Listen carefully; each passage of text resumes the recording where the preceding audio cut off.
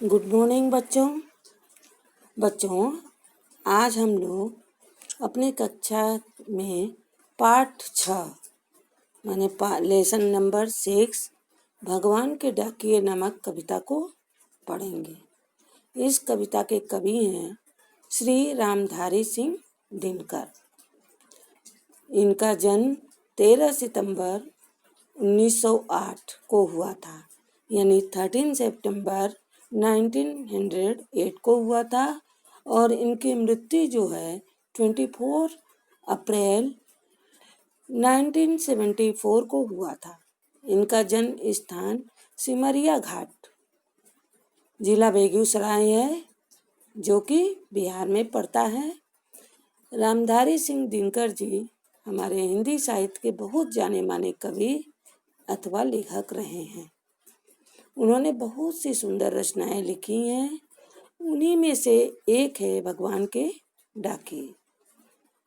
उन्होंने इस कविता में बहुत ही सुंदर तरीके से बताया है कि जब प्रकृति माने नेचर किसी प्रकार के भेदभाव नहीं करती है, तो हमें भी उसी प्रकार किसी से भेदभाव नहीं करना चाहिए, यानी कि सबको बराबर से मानना चाहिए, किसी में कोई भेदभाव नहीं करना चाहिए।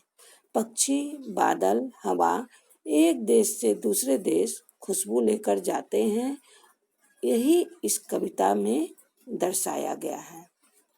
तो इस कविता में यही दर्शाया गया। चलिए अब कविता की लाइन पढ़ते हैं बच्चों, और मैं भावार्थ बताऊंगी। पहले मैं आपको पढ़ के सुनाती हूँ। पक्षी और बादल ये भगवान के डाकिए हैं, जो एक महादेश से दूसरे महादेश को जाते हैं। हम तो समझ ही नहीं पाते हैं, मगर उनकी लाई चिट्ठियाँ पेड़ पौधे पानी और पहाड़ बाँचते हैं। हम तो केवल यह आखते हैं कि एक देश की धरती दूसरे देश को सुगंध भेजती है, और वह सौरभ हवा में तैरते हुए पक्षियों की पांखों पर तिरता है, और एक देश का भाग दूसरे देश में पानी बनकर गिरता है। अब आइए हम लोग देखते हैं पक्षी और बादल ये भगवान के डाकिए हैं। दिनकर जी हिंदी साहित्य के श्रेष्ठ कवियों में से एक हैं। यहाँ दिनकर जी ने कहा है कि प्रकृति के दो तत्व पक्षी और बादल ईश्वर के डाकिए हैं। ये संदेशों को यहाँ से वहाँ तक ले जाने का कार्य करते हैं।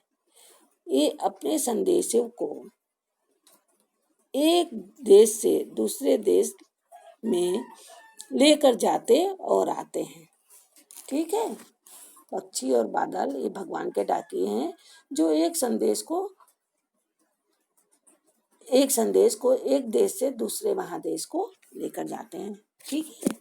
आगे देखिए। हम तो समझ नहीं पाते, मगर उनकी लाई चिट्ठियां पेड़ पौधे पानी और पहाड़ बाँचते हैं।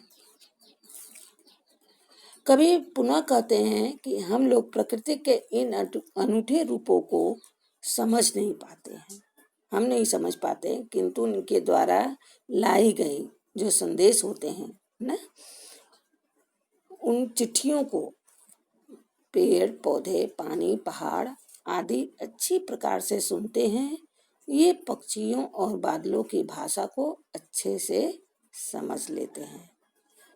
अब बच्चों यहाँ देखिए कि कवि ने पक्षियों और बादलों को डाकिए के रूप में प्रस्तुत किया है। ठीक है।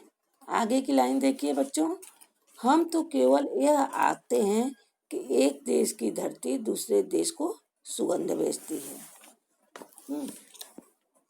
कवि ने पक्षियों और बादलों को डाकिए के रूप में वर्णित करते हुए कहा है कि हम लोग तो एकमात्र यही समझते हैं कि एक देश की धरती वायु के माध्यम से, जब हवा बहता है ना, तो उसी को माध्यम बनाया गया है। वायु के माध्यम से अन्य देश की धरती पर सुगंधित हवा भेजती है, उड़ करके यहाँ की हवा वहाँ चली जाती है। आगे देखिए। और वह सौरभ हवा में तैरते हैं। और वो जो है, जो सुगंधित हवा है वो प्रकृति में तैरते रहते हैं, हवा में तैरते रहे। जो सुगंध है, खुशबू है, वो हवा में तैरती रहती है। पक्षियों की पाखों पर तिरता है और एक देश का भाग दूसरे देश में पानी बनकर गिरता है। यह सुगंध हवा में तैरते हुए पक्षियों के पंखों पर तैरती है। ये सुगंध हवा जो है, हाँ, माने पक्षियों के पंखों पर रहती है और इसी प्रकार एक देश की भाप पानी बनकर अन्य किसी देश में गिरने लगती है। यहाँ पानी बादल बनेगा और दूसरे देश में जाके बरसाएगा। तो कहने का ये मतलब है कि प्रकृति कोई भेदभाव नहीं करती है, वो यहाँ से वहाँ तक अपनी खुशबू को, अपने पानी को देती रहती है, माने इस देश से उस देश पहुँचाती रहती है।